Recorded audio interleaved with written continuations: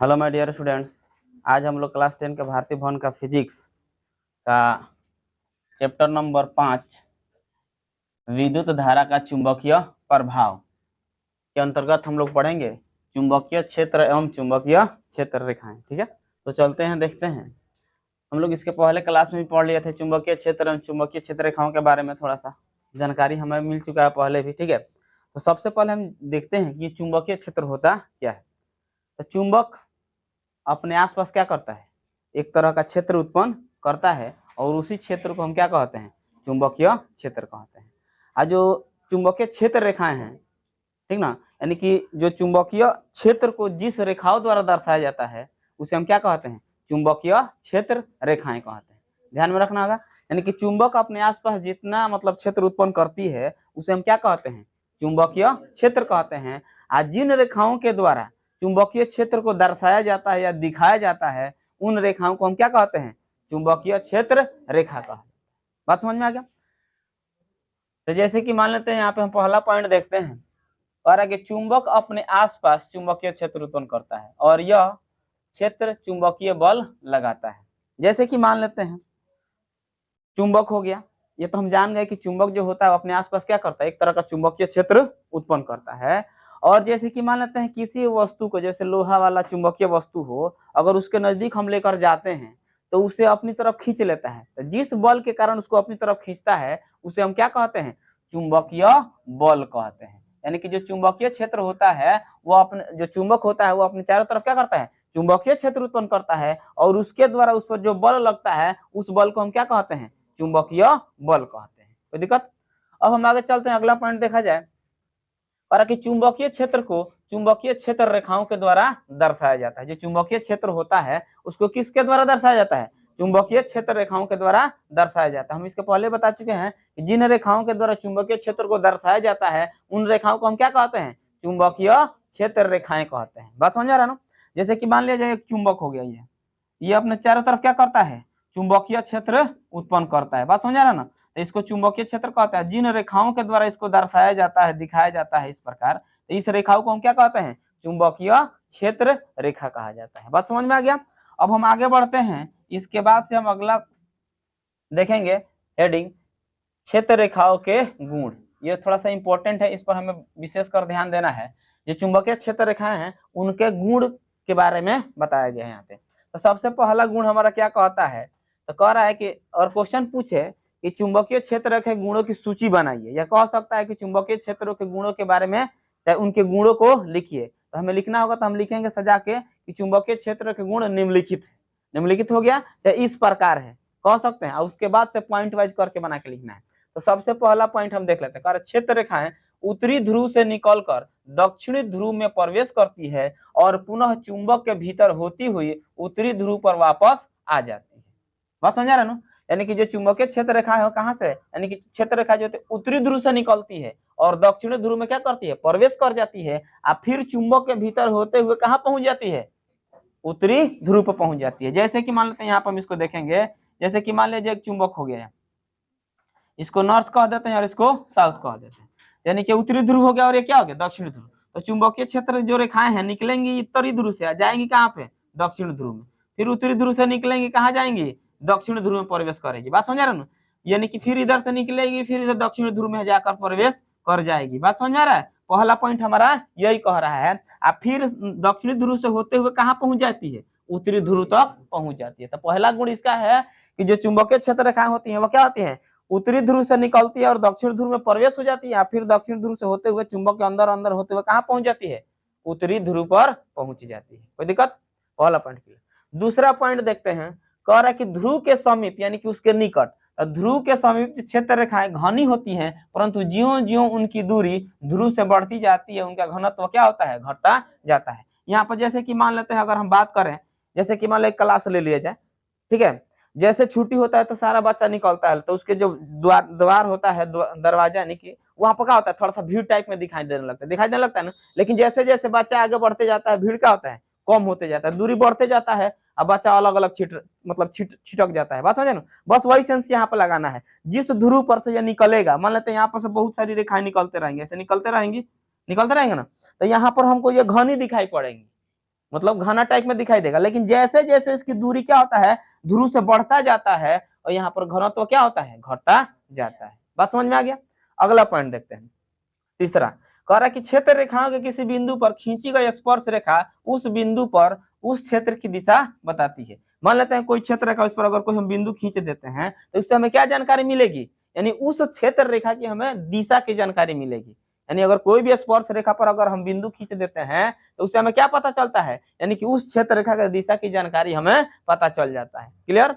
अब आते हैं चौथा पॉइंट में, कह रहे कि क्षेत्र रेखाओं की निकटता चुंबकीय क्षेत्र की प्रबलता का घोतक होता है। यानी इसका कहने का मतलब ये है कि जो चुंबकीय क्षेत्र है उसके निकट अगर हम बात करें तो वहां पर इसका जो मान होता है प्रबल होता है, काफी अधिक होता है। वहां पर चुंबकीय जो मान लगा, चुंबकीय जो बल का मान होगा वो काफी मतलब प्रबल होगा, काफी मजबूत होगा, ज्यादा होगा। यानी कि तो ध्रुव के निकट जो चुंबकीय क्षेत्र होता है वहां पर जो चुंबकीय बल लगेगा, यानी कि चुंबकीय क्षेत्र का जो मान होगा यहाँ पे क्या होगा, काफी अधिक होगा। जैसे जैसे बढ़ते जाएगा घटते जाएगा, फिर ध्रुव पर आएगा तो क्या हो जाएगा, फिर अधिक हो जाएगा, प्रबल हो जाएगा, स्ट्रांग होगा। ठीक है, आगे चलते हैं। ये सबसे मोस्ट यानी कि इंपॉर्टेंट क्वेश्चन है, यहाँ पर ध्यान में रखना है, क्वेश्चन भी पूछा जा सकता है। तो इसका पांचवा जो पॉइंट है, कह चुंबकीय क्षेत्र रेखाएं एक दूसरे को नहीं काटती है।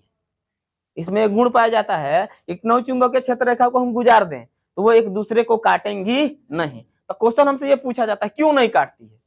ठीक है, क्वेश्चन पूछा जाता है कि चुंबकीय क्षेत्र रेखाएं एक दूसरे को प्रतिच्छेद क्यों नहीं करती है। यानी कि प्रतिच्छेद मतलब क्या आता है, एक दूसरे को क्रॉसिंग, यानी कि दूसरे को पार क्यों नहीं करती है। तो आंसर हम क्या बताएंगे, यहाँ पे ये देख लेना है। यानी कि अगर कह रहा है चुंबकीय क्षेत्र रेखा एक दूसरे को प्रतिच्छेद नहीं करती है, यदि वे एक दूसरे को काटती तो कटान बिंदु पर दो स्पर्श रेखाएं खींचना संभव होता, अर्थात उस बिंदु पर चुंबकीय क्षेत्र की दो दिशाएं होती जो क्या है, असंभव है। यानी एक चुंबकीय क्षेत्र एक बिंदु पर दो दिशाएं होना असंभव है। समझ रहा है ना। यानी कह रहा है कि यदि एक दूसरे को काटती तो कटान बिंदु पर क्या होता है, स्पर्श रेखा खींचना होता। कितना स्पर्श रेखा, दो, जो कि असंभव है, हम नहीं खींच सकते हैं वहां पे। समझ रहा ना। यानी कि दो स्पर्श रेखा खींचना संभव होता, अर्थात उस बिंदु पर कितना चुंबकीय क्षेत्र की दिशा होती, दो दिशाएं होती, जो असंभव है, ऐसा कभी भी नहीं हो सकता है। इसलिए चुंबकीय क्षेत्र रेखाएं एक दूसरे को नहीं काटती।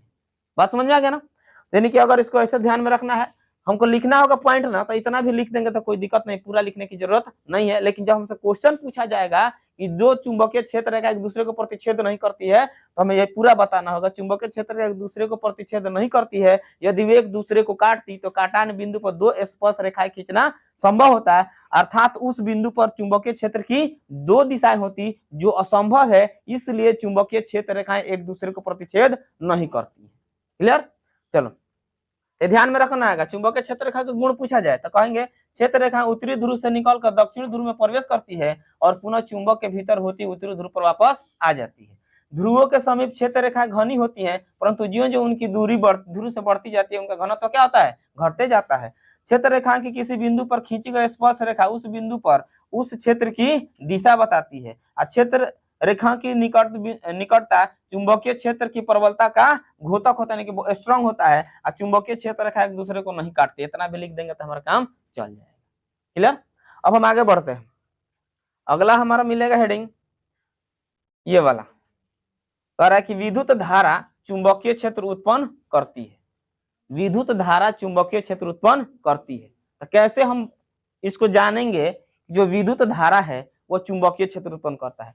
इसको 1820 ईस्वी में ओरस्टेड नामक वैज्ञानिक ने इसका मतलब सत्यापन किया, मतलब इस पर कुछ मतलब प्रयोग किया, और तब जाके यह निष्कर्ष पर पहुंचे। तब इन्होंने बताया कि जो विद्युत धारा होती है वह क्या करती है, अपने चारों तरफ चुंबकीय क्षेत्र उत्पन्न करती है।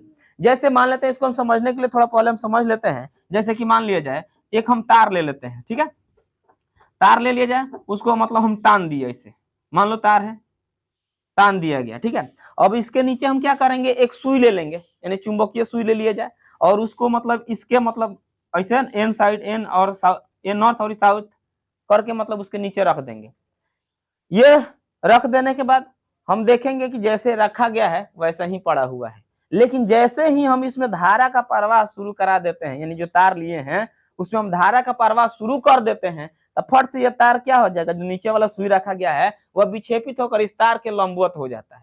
तो इससे क्या पता चला कि जब तक तार में धारा प्रवाहित तो नहीं हो रही थी तो इस सुई पर कोई प्रभाव नहीं पड़ रहा था, लेकिन जैसे ही तार में धारा का प्रवाह शुरू हो गया, यह सुई क्या हो गया, विक्षेपित हुआ, विक्षेपित मतलब मुड़ गया ऊपर, मतलब इसका लंबवत हो गया। तो इससे यही न पता चला कि जो तार है वो अपने चारों तरफ क्या करता है, चुंबकीय क्षेत्र भी उत्पन्न करता है।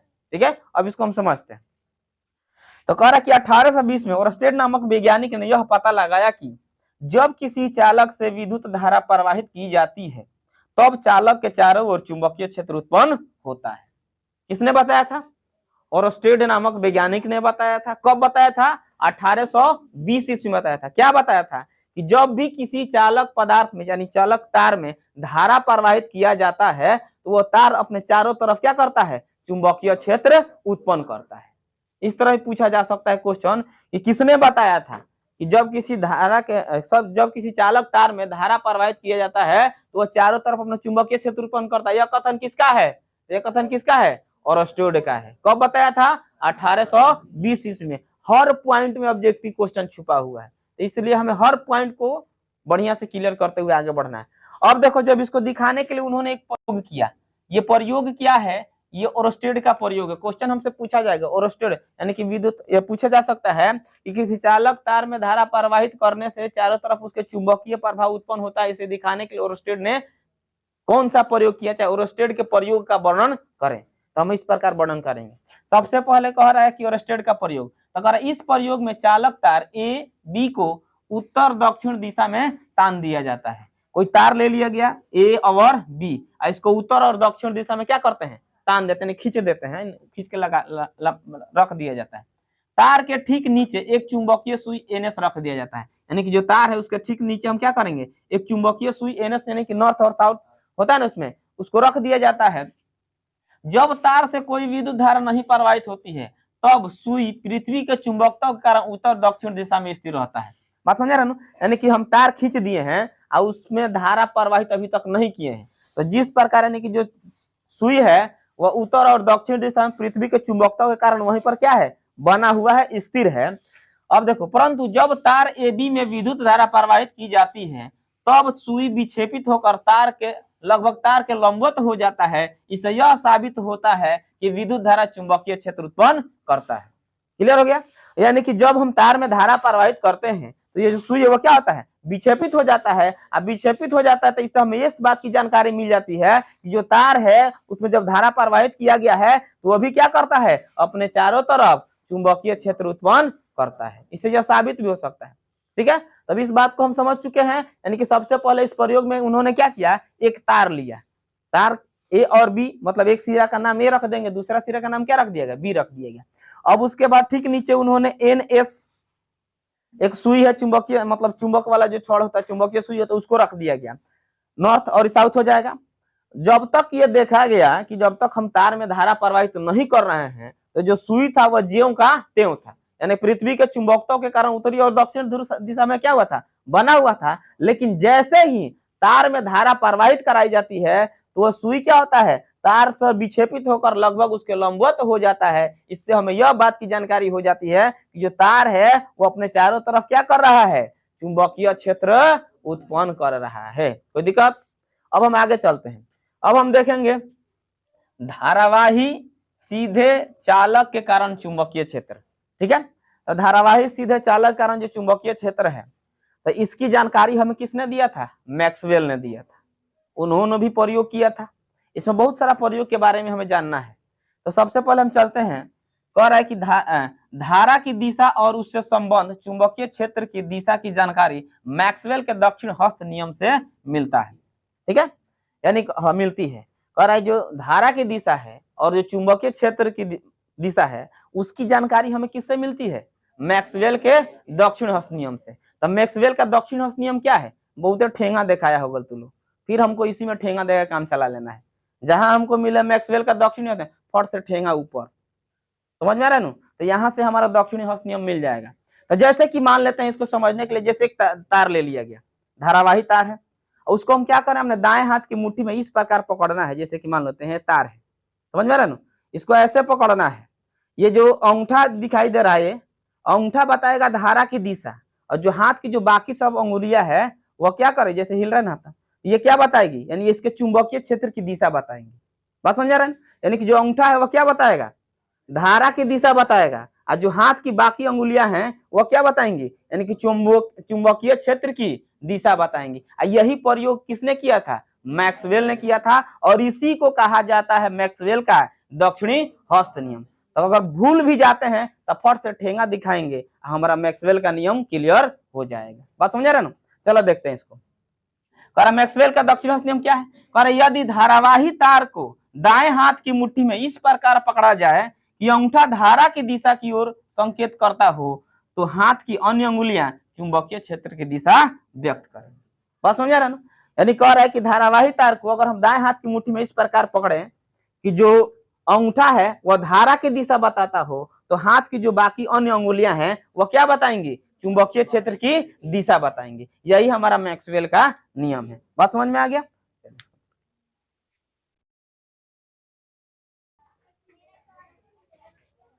चलो इसके बाद हम देखते हैं धारावाही वृत्ताकार तार के कारण चुंबकीय क्षेत्र रेखाएं।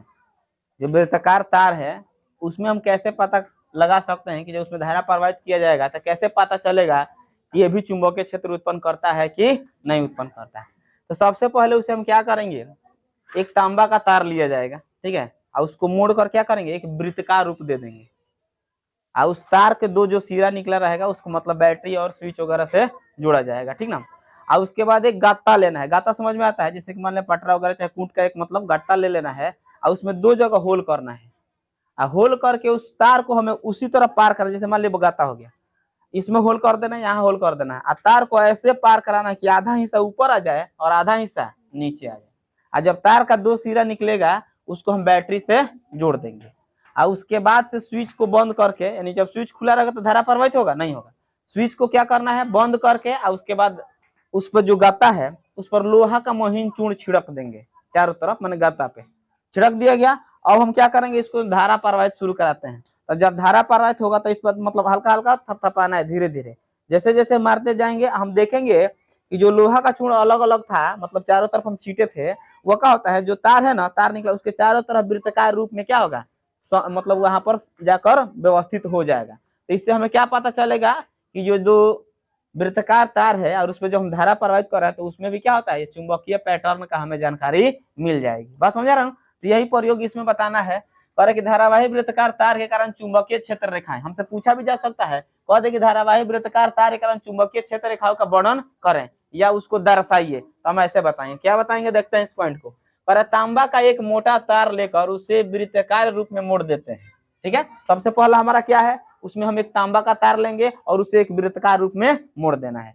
आगे देखते हैं, पर एक गत्ते के टुकड़े को क्षैतिज रूप से व्यवस्थित करना। क्षैतिज मतलब क्या आता है, ऐसे, इसको क्षैतिज कहा जाता है, इसको ऊर्ध्वाधर कहा जाता है, मतलब खड़ा ऊर्ध्वाधर, ऐसे क्षैतिज। और जो गत्ता का टुकड़ा लिया जाएगा, जैसे मान लो कोई भी लकड़ी का टुकड़ा हो, चाहे कोई भी गत्ता का टुकड़ा ले लेंगे और उसको क्षैतिज रूप से व्यवस्थित करेंगे, समझ में आ रहा ना।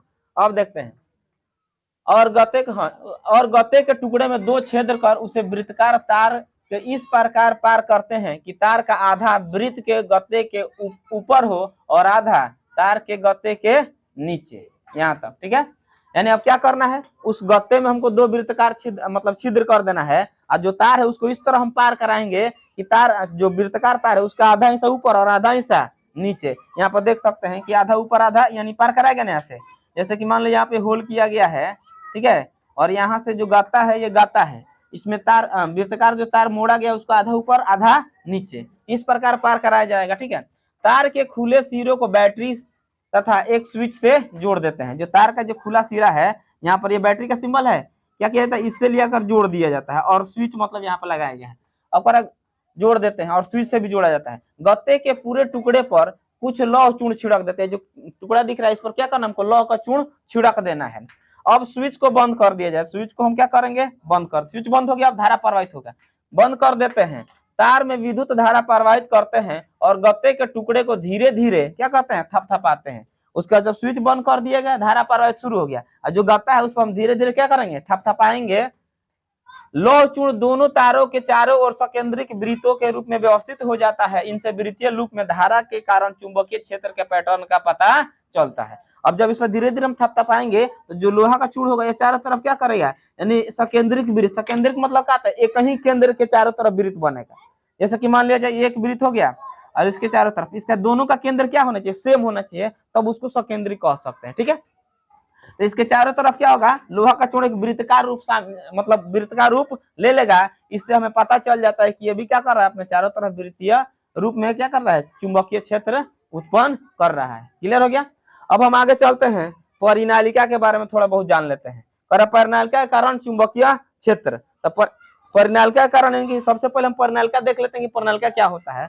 तो कह रहा है कि जब एक लंबे विद्युत रोधी चालक तार को सर्पिल रूप में इस प्रकार लपेटा जाए कि तार के फेरे एक दूसरे से अलग परंतु अगल बगल हो, इस प्रकार की व्यवस्था को परिनालिका कहा जाता है। ठीक है, यानी परिनालिका किसे कहते हैं, जब एक लंबे विद्युत रोधी तार, यानी विद्युत रोधी मतलब क्या, जिससे धारा का प्रवाह नहीं होता है, और उसमें हम तार को इस प्रकार लपेटेंगे, तार को क्या करना है, इस पर लपेटना है। आज ये भी ध्यान रखना है तार अगल बगल हो, यानी कि एक दूसरे पर जो फेरा है वो एक दूसरे पर नहीं आना चाहिए, अगल बगल व्यवस्था हो, और इस प्रकार की जो व्यवस्था हमें प्राप्त होती है उसी को हम क्या कहते हैं, परिनालिका कहते हैं। बात समझ में आ रहा है ना। अब देख लो, साधारणतः तार को एक विद्युत रोधी खोखले बेलन पर लपेटा जाता है। आज जो तार को जिस पर हम लपेटते हैं वो कैसा होना चाहिए, बेलनाकार होना चाहिए, खोखला बेलन के टाइप में होना चाहिए। ठीक है, यहाँ पर हम देख सकते हैं ये परिनालिका है, इस पर देखो फेरा के जो दिख रहा है एक दूसरे पर नहीं ना है, अगल बगल है, और इस प्रकार की व्यवस्था को हम क्या कहते हैं, परिनालिका कहते हैं। यह ध्यान में रखना होगा, यानी कि जब एक लंबे विद्युत रोधी चालक तार को सर्पिल रूप में इस प्रकार लपेटा जाए कि फेरों की संख्या अलग हो लेकिन परंतु उन पर जो अगल बगल हो, शुरू से बताते हैं। जब एक लंबे विद्युत रोधी चालक तार को सर्पिल रूप में इस प्रकार लपेटा जाए कि तार के फेरे एक दूसरे से अलग परंतु अगल बगल हो, इस प्रकार की जो व्यवस्था में प्राप्त होती है उसे हम क्या कहते हैं, परिनालिका कहते हैं। अब परिनालिका किस पर लपेटा जाता है, एक विद्युत रोधी खोखले बेलन पर लपेटा जाता है। अब हम चलते हैं कहाँ, विद्युत चुंबक पर। तो विद्युत चुंबक किसे कहते हैं, तो ये ध्यान रखना होगा कि ऐसा चुंबक या ऐसा पदार्थ जिसमें जितना देर तक हम धारा का प्रवाह करेंगे उतना ही देर तक वह चुंबक जैसा व्यवहार करेगा, और जैसे ही धारा का प्रवाह बंद उसका चुंबकत्व गुण खत्म। तो इस प्रकार के जो चुंबक होता है उसे हम क्या कहते हैं, विद्युत चुंबक कहते हैं। वैसे ही काम करता है हमारा परिनालिका। तो कह रहा है कि जब तक परिनालिका में धारा प्रवाहित होती रहती है तब तक वह चुंबक जैसा व्यवहार करता है, यानी कि परिनालिका जो है जब तक उसमें धारा का प्रवाह होगा तब तक वह चुंबक जैसा कार्य करेगा, और जैसे ही धारा का प्रवाह बंद तो उसमें का चुंबक का काम करना बंद। वही कह रहा है कि परंतु जैसे ही धारा का प्रवाह बंद कर दिया जाता है तो उसका चुंबक तो नष्ट हो जाता है, यानी कि वो चुंबक जैसा कार्य करना बंद कर देता है, और इस प्रकार के चुंबक को हम क्या कहते हैं, विद्युत चुंबक कहते हैं। बात समझ में आ गया। अब ये हमारा मेन डिफिनेशन हो जाएगा इसका कि विद्युत चुंबक क्या है। ठीक है, तो कहेंगे विद्युत चुंबक वैसा चुंबक है जिसमें चुंबकत्व उतने ही समय तक विद्यमान रहता है जितने समय तक परिनालिका में विद्युत धारा प्रवाहित होती रहती है। बात समझ आएगा ना, यानी कि विद्युत चुंबक ऐसा चुंबक है जिसमें चुंबकत्व उतने ही समय तक विद्यमान रहता है जितने समय तक परिनालिका में हम धारा प्रवाहित करते हैं। जब तक उसमें धारा रहेगा वो चुंबक जैसा व्यवहार करेगा, लेकिन जैसे ही उसमें से धारा का प्रवाह बंद कर दिया जाता है वह अपना चुंबकत्व गुण खो देता है। तो इस प्रकार के चुंबक को हम क्या कहते हैं, विद्युत चुंबक कहा जाता है। बात समझ में आ गया। अब देख लेते हैं, कह रहा कि विद्युत चुंबक यानी कि एक नरम लोहे के छड़ को एक परिनालिका में रखकर उसे विद्युत चुंबक बनाया जा सकता है। जो परिनालिका में एक नरम लोहा का छड़ रखेंगे और उसको रखकर धारा प्रवाहित कराएंगे तो वह क्या किस तरह काम करेगा, यानी कि एक चुंबक के तरह कार्य करना प्रारंभ कर देगा। तो हम कह सकते हैं जो नरम लोहा का छड़ होता है अगर उसको परिनालिका में रख दिया जाए और रख कर हम क्या कर सकते हैं, उसे विद्युत चुंबक बनाया जा सकता है। क्यों, क्योंकि जो नरम लोहा का छड़ होता है वह आसानी से चुंबकित और विचुंबकित हो जाता है, इसलिए उसका हम प्रयोग उसमें कर सकते हैं। अब चले एक और बात हमको मिलेगा, क्रोड। ये क्रोड क्या होता है, जैसे परिनालिका जिस पदार्थ पर लिपटी होती है उसे हम क्या कहते हैं, क्रोड होते हैं। यानी जो परिनालिका जिस पर लिपटा गया है, समझा ना, यानी कि जिस पर इसको लपटा गया है, जिस पदार्थ पर इसको लपेटा जाता है उसी को हम क्या कहते हैं, क्रोड कहते हैं। तो ध्यान में रहेगा कि परिनालिका जिस पदार्थ पर लिपटी होती है उसे क्रोड कहा जाता है। ठीक है, तो चला आज के इतना ही।